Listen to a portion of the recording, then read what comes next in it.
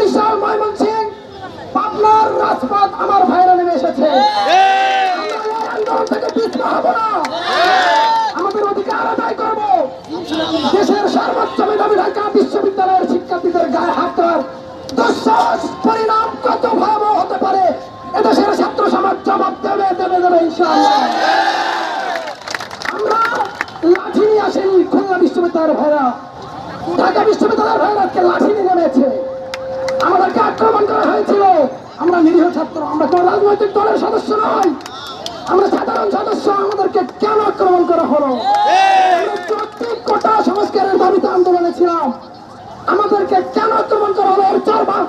এর জবাব সরকারকে দিতে হবে। দেখেছি গতকাল রাতে জাহাঙ্গীরনগর বিশ্ববিদ্যালয় সহ ঢাকা বিশ্ববিদ্যালয়ের বিভিন্ন হলগুলোতে 25 মার্চের ভয়াবহ হত্যাকাণ্ড চালানো হয়েছিল। কি দোষ ছিল? কালকে দেখেছি আমার নিরীহ বোনদেরকে মারা হয়েছে, আমার মায়েদের গায়ে কেন হাত দেওয়া হলো? এর জবাব বাংলার জমিনে নেওয়া হবে ইনশাআল্লাহ। প্রিয় শিক্ষার্থী ভাই বোনেরা, আমরা রাজপথ ছেড়ে যাবো না। আগামীকাল আমাদের যে কর্মসূচি ওপর থেকে দেওয়া হবে, সেই কর্মসূচি ইনশাআল্লাহ আমরা রাজপথে পালন করবো। সবাই রাজি তো? ধন্যবাদ সকলকে।